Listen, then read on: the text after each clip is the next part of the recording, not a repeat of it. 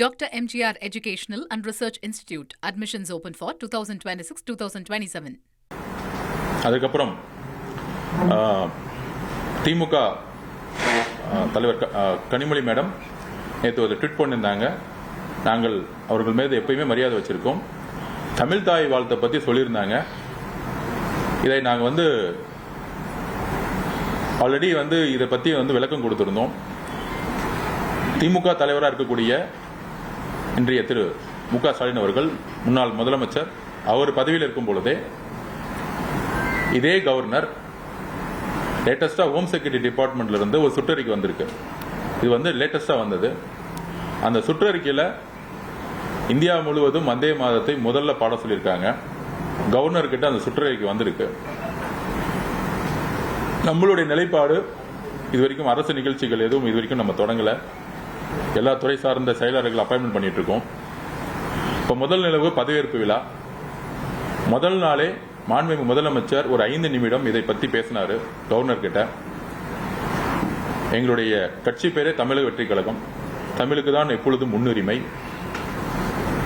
அதனால தமிழ் தாய் வாழ்த்தை முதல்ல நீங்க பாடணும்னு சொன்னாரு. அதுக்கப்புறம் தனிப்பட்ட முறையில் நானும் கவர்னரை பார்த்தேன்.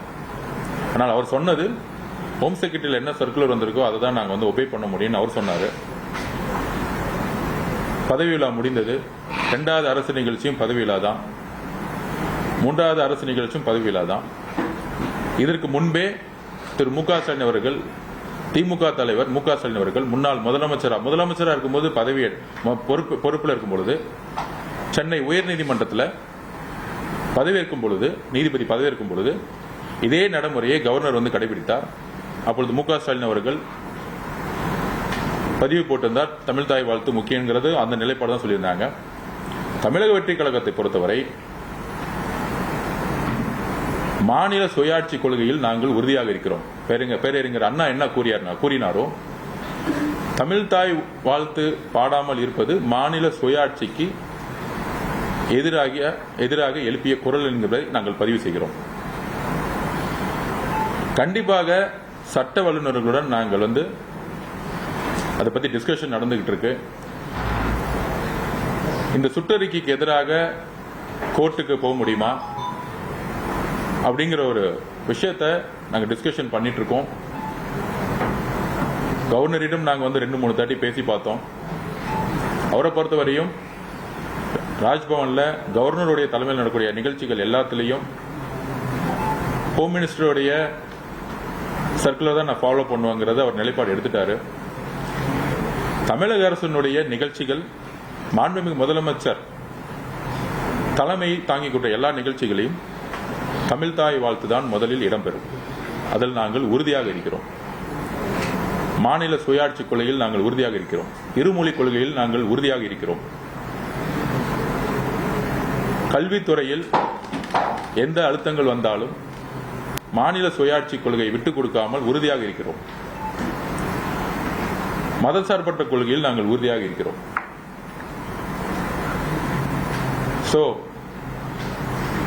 பாராளுமன்ற உறுப்பினர் திருமதி கனிமொழி மேடம் அவர்களுடைய நிலைப்பாடு தான் எங்களுடைய நிலைப்பாடும்.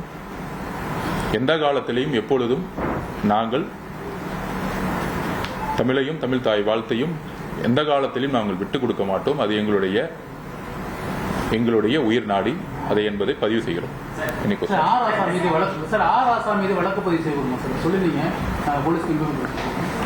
யாரையும் பழி வாங்கக்கூடிய நோக்கம் எங்களுக்கு இல்லை.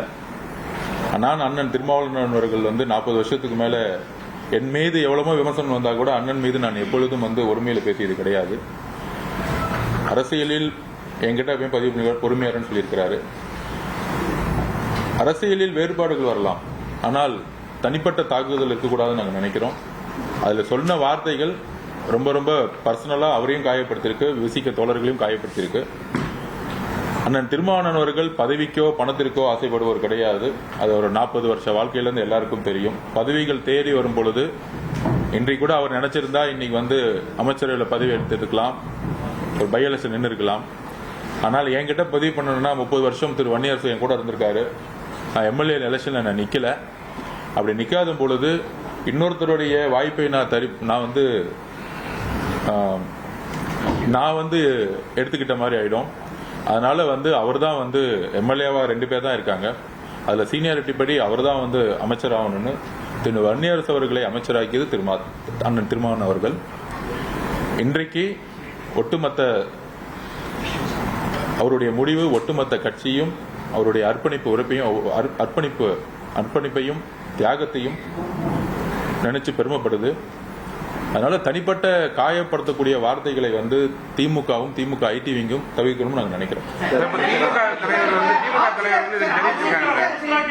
மக்கள் சார்ந்த பிரச்சனைகள் இப்ப நம்ம கடந்த 3 நாட்கள்ல பாக்குறோம். பல்வேறு கொலைகள் நடந்துருக்கு, ஜாதி ரீதியான படுகொலைகள் தொடர்ந்து இருக்கு. சென்னை மட்டும் இல்லாம பல்வேறு நகரங்களில் இரவு முழுவதும் மின்சாரங்கள் போராட்டங்கள் நடக்குது. மக்கள் சார்ந்த பிரச்சனைகளை அரசியல் கவனம் செலுத்துது. அதாவது வந்து எத்தனை நாள் ஆகும்னு உங்களுக்கே தெரியும். துறை சார்ந்த ஒவ்வொரு ஐஏஎஸ் ஆபீசர்ஸோடைய அப்பாயின்மெண்ட்ஸ் வந்து முதலமைச்சர் வந்து ஃபோக்கஸ் பண்ணிட்டு இருக்காரு. உங்களுக்கு தெரியும், காலையில் 9 மணிக்கு அவர் வந்துடுறாரு. ஒவ்வொரு டிபார்ட்மெண்டோட ரிவ்யூ மீட்டிங்ஸ் போயிட்டு இருக்கு. 50 வருஷ பணிகளை நம்ம வந்து எதை முதல்ல சரி செய்யப்பட முடியும்னா, நான் ஊடகங்கள் முன்பு பதிவு செய்கிறேன். முன்னாடி சிஎம் டேல நீங்க வீடு கட்டணும்னா ஸ்கொயர் ஃபீட்டுக்கு 40 ரூபா 50 ரூபா கலெக்ஷன் பண்ணிட்டு இருந்தாங்க. இதை ஒழித்திருக்கோம். நீங்க போய் எங்க வேணா கேட்டு பாருங்க. அப்படி ஒரு குரூப்பே கிடையாது. Party fund, MLA fund, minister fund, இல்ல சிஎம் ஃபேமிலி ஃபண்டு, இதை இந்த ஒரு வாரத்தில் ஒழிச்சிருக்கோம். இது எவ்வளவு பெரிய செய்தி தமிழக மக்களுக்கு. நீங்களே விசாரிங்க. முன்னாடி ரூரல்ல நீங்க வந்து ஸ்கொயர் ஃபீட்ல வந்து ஒரு ஏக்கர்ல டிடிசிபியில போய் அப்ரூவ் வாங்கினா ஒரு பெரிய டீம் வந்து வசூல் பண்ணிட்டு இருப்பாங்க. அதை ஒழித்திருக்கோம். டாஸ்மார்க்ல ஊழலை அமைச்சருக்கான ஃபண்டுங்கிறத ஒழிச்சிருக்கோம். நெடுஞ்சாலைத்துறையில் டோட்டலா எல்லா டெண்டரையும் வந்து ரிவிஷன் பண்ணிட்டு இருக்கோம். பிடபிள்யூடியோட எல்லா டெண்டரும் ரிவிஷன்ஸ் பண்ணிட்டு இருக்கோம். 2 முக்கியமான துறைகளில் எப்பயுமே ஊழல் நடக்கும். பிடபிள்யூடி, ஹைவேஸ், டாஸ்மார்க், இந்த மாதிரி முக்கியமான துறை நேர்மையான அதிகாரிகளை போட்டு 5 ஆண்டுகள் செய்த தவறுகளை ஒருத்தர் மேல பழி வாங்காமல் என்னென்ன தவறுகள் செய்து நிகழ்ந்திருக்கிறத நாங்கள் எடுத்துக்கிட்டு இருக்கோம். இப்ப இன்னையிலிருந்து அமைச்சருக்கான ஃபண்டோ இல்ல அமைச்சர் பேரை சொல்லிக்கிட்டு அவங்களுடைய குடும்ப உறவுகளோ இல்ல யாருமே வந்து எந்த இடத்துலயும் ஈடுபடுறது கிடையாது. நீங்களே பார்த்துருப்பீங்க. ஆற்று மணல் ஏத்தி முதலமைச்சருக்கான ஃபண்டுங்கிறது இல்ல. நீங்க பார்த்திருப்பீங்க, கரூர்ல எந்த இடத்துலயுமே ஆற்று மணல் ஏத்துறது இல்ல. மைன்ஸ்ல எங்கெங்கெல்லாம் இல்லீகல் மைன்ஸ் இருக்கோ அதெல்லாம் வந்து அந்தந்த கலெக்டர் கிட்ட எடுக்கணும்னு சொல்லியிருக்கோம். ஸோ தமிழகம் முழுவதும் ஒரு 11-12 டிபார்ட்மெண்ட்ல ஊழல் வந்து கடுமையாக இருக்கும். போக்குவரத்து துறையில் இருக்கும். நீங்க போய் ஒரு லைசன்ஸ் கேட்டீங்கன்னா காசு இருக்கும். இன்னைக்கு காலையில் ஒருத்தர் வந்தாரு, சார் லைசன்ஸ் வாங்குற இடத்துல எல்லாம் வந்து பாத்தீங்கன்னா இன்னைக்கு காசு கேட்கறது இல்லைங்கிறாங்க. ஏன்னா அமைச்சருக்கு ஒரு ஃபண்டு போகும்போது அதிகாரிகள் கேட்பாங்க. அந்த மாதிரி ஒரு ஷேர் முன்னாடி வந்து ஒரு குடும்பத்துக்கு 15%, 11% மினிஸ்டர், அதிகாரிகள் 7% இப்படின்னு சொன்னக்கூடிய ஒரு 35-36% கான்செப்டை இன்றைக்கு இந்த ஒரு 10 நாள் நாங்கள் தூக்கி எறிஞ்சிருக்கோம். இது ஒரு மிகப்பெரிய மாற்றம், தமிழ்நாட்டுடைய நிர்வாக ரீதியான ஒரு மிகப்பெரிய மாற்றம். அதற்கு முதலமைச்சர் அவர் சொன்ன மாதிரியே ஒரு கிளீன் கவர்மெண்ட்டை, அது எவ்வளவு பெரிய சாதாரண விஷயம் இல்ல. ஒரு 50 வருஷமா ஒரே சிஸ்டத்துல முன்னாடி போன ஆட்சியில இருந்தவங்க அதிமுக இருக்கும்போது 10% இருந்தது, அதிமுக வந்தவொடனே 12% தான் மாத்தினாங்க. எதுவுமே வந்து மாத்தல. இன்னைக்கு 0% முதலமைச்சர் குடும்பத்துக்கு எதுவுமே இல்ல, முதலமைச்சருக்கு எந்த விதமான பார்ட்டி ஃபண்டும் கிடையாது, அமைச்சருக்கு எதுவும் கிடையாதுங்கிற ஒரு அரசியலையும் ஒரு நிர்வாகத்தையும் எப்படி உருவாக்குங்கிறத நாங்கள் பதிவு பண்ணியிருக்கிறோம். நீங்களே மீடியாவே நீங்க போய் அனலைஸ் பண்ணுங்க. எல்லா டிபார்ட்மெண்ட்லயும் போய் அனலைஸ் பண்ணுங்க. அதனால இந்த ஒரு பெரிய விஷயத்தை 50 வருஷங்களாக எந்த விதமான அரசியலும் உருவாக்கல. அதில் நாங்கள் ஒரு நிமிர்ந்த பார்வையுடன் சொல்லுகிறோம். இந்த 50 வருஷத்துல உருவாக்க முடியாத மாண்புமிகு தலைவர் எங்களுடைய முதலமைச்சர் அவர்கள் இதை உருவாக்கி இருக்காங்க. முதலமைச்சர் எவ்வளியோ அமைச்சர்களும் அவளி, அமைச்சர்கள் எவ்வளியோ எம்எல்ஏக்கள் அவளி, கட்சியும் அந்த வழியில நடந்துகிட்டு இருக்கு. கண்டிப்பா இது ஒரு பெரிய நிர்வாக மாற்றம். காவல்துறையில நல்ல ஆபீசர்ஸ் வந்து இப்பதான் அப்பாயின்மெண்ட் பண்ணிட்டு பார்த்திருப்பீங்க. கடுமையான நடவடிக்கை, கீழே வரைக்கும் இன்ஸ்பெக்டர் வரைக்கும் அதுக்கான ரிவிஷன்ஸ் போயிட்டு இருக்கு. இன்னும் ஒரு மேக்சிமம் ஒரு டைம் கொடுங்க. ஒரு 60 நாள் டைம் கொடுத்தீங்கன்னா என்டையர் ஒரு நிர்வாக மாற்றத்தை நீங்க வந்து உங்களுடைய கண் முன்னாடி பாப்பீங்க. Dr. MGR Educational and Research Institute. Admissions open for 2026-2027.